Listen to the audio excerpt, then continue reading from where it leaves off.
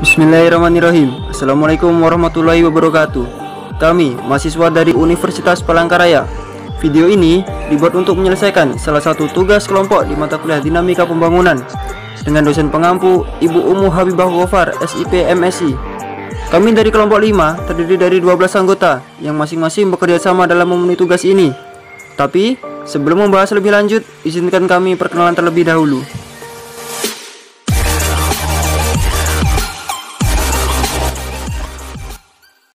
Hai, perkenalkan nama saya Alfian Mulanaisa Mahendra dengan NIM 2030 1070 2010. Perkenalkan, nama saya Raffi Pratama Darmawan dengan NIM 2030 1070 2034. Hai, perkenalkan nama saya Alexander, NIM 2030 1070 2022. Nama saya Margo Kumoro Indrastoto dengan NIM 203030 702107. Halo, perkenalkan nama saya Artina Agustin dengan NIM 2030 10 70 2007. Hai, perkenalkan nama saya Oleh Safara dengan NIM 2030 10 70 2013. Perkenalkan nama saya Tessa Randriani dengan NIM 2030 20 70 2053. Perkenalkan nama saya Paula Anggraini dengan NIM 2030 30 70 2133. Perkenalkan nama saya Teresia Emanuela dengan NIM 20 30 10 70 2001. Perkenalkan nama saya Asyid Adila, NIM 20 30 10 70 2018. Perkenalkan nama saya Poppy Amelia dengan NIM 20 30 10 70 2014. Perkenalkan nama saya Ika Yulianawati dengan NIM 20 30 20 70 2064.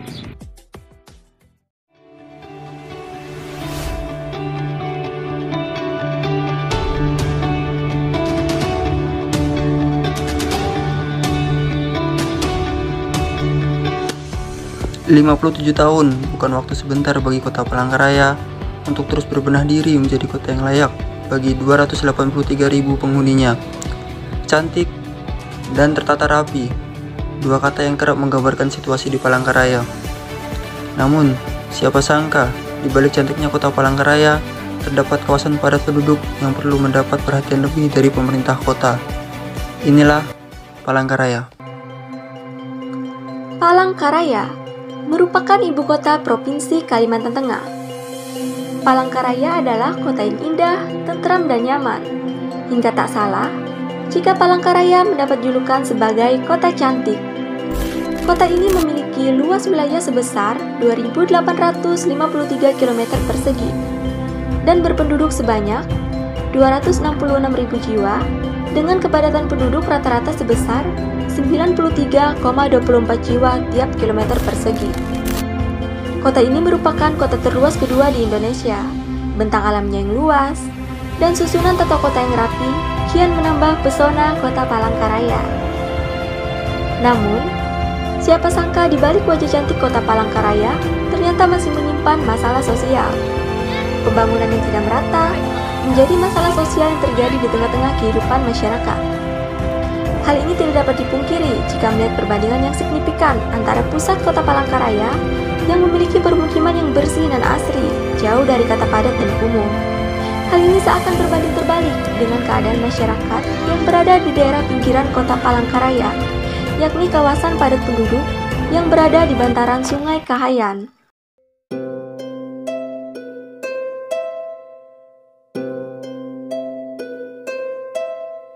Di kota Palangkaraya terdapat sekitar 105 hektar kawasan kumuh yang masih harus mendapatkan perhatian lebih dari pemerintah kota. Kawasan padat penduduk ini terdapat di sepanjang aliran Sungai Kahayan yang membelah kota. Secara administratif, kawasan ini meliputi wilayah Pelambayan Bawah, Puntun hingga Pahandut seberang.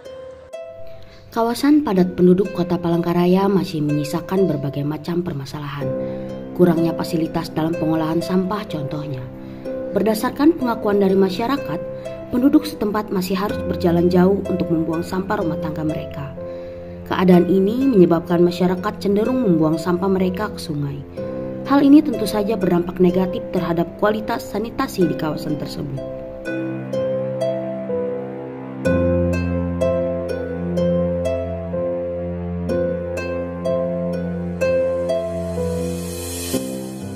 Di sisi lain, permasalahan infrastruktur jalan masih menjadi persoalan. Ruas jalan yang menjadi akses utama masyarakat terlihat sudah banyak mengalami kerusakan. Tidak sedikit beberapa ruas jalan yang sudah terlihat mengkhawatirkan.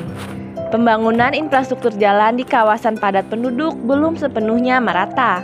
Masih cukup banyak ruas jalan yang terbuat dari susunan kayu besi. Masyarakat setempat hanya dapat memperbaikinya dengan mengganti kayu-kayu yang sudah rusak secara mandiri. Kawasan pesisir Sungai Kahayan sebenarnya merupakan sebuah kawasan ruang terbuka hijau. Sesuai pasal 29 Undang-Undang Nomor 26 Tahun 2007 tentang penataan ruang, bahwa sepanjang jalan sungai dan pantai merupakan ruang terbuka yang dimiliki dan dikelola pemerintah daerah atau kota untuk kepentingan masyarakat umum. Kawasan ini sebagai ruang terbuka hijau tidak seharusnya digunakan untuk pemukiman. Penggunaan pesisir sungai sebagai kawasan pemukiman menimbulkan berbagai macam dampak negatif. Pembangunan pemukiman di bantaran sungai tentu mengganggu fungsi asli sungai sebagai kawasan ruang terbuka hijau dan irigasi. Tidak hanya itu, ekosistem perairan di kawasan tersebut juga sangat terganggu. Pencemaran air oleh sampah yang diakibatkan kebiasaan masyarakat membuang sampah ke aliran sungai tidak dapat dihindari. Hal ini tentunya akan memberikan kesan kumuh bagi wilayah tersebut. Selain masalah lingkungan, pembangunan pemukiman di pesisir Sungai Kahayan juga memberikan resiko kepada masyarakat. Pencemaran air akibat sampah juga turut menyebabkan gangguan kesehatan bagi masyarakat. Di samping itu, potensi arus air yang meningkat di musim penghujan turut membahayakan keselamatan masyarakat yang tinggal di daerah tersebut.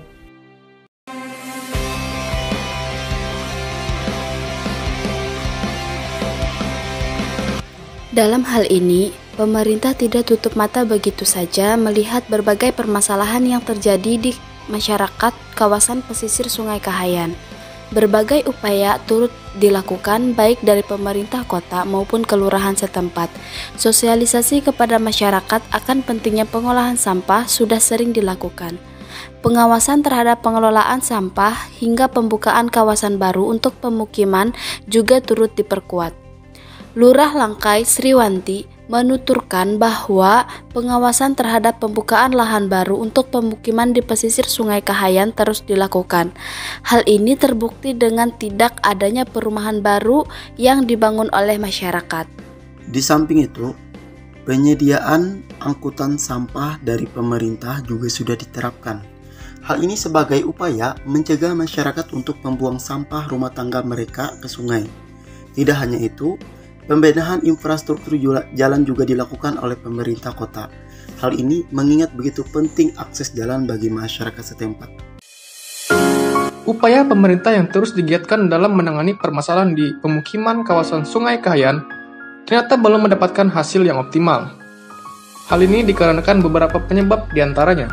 Yang pertama, angkutan sampah yang tidak menjangkau semua masyarakat yang menyebabkan masyarakat lebih memilih membuang sampah mereka ke sungai. Kedua, pembangunan infrastruktur jalan yang tidak merata.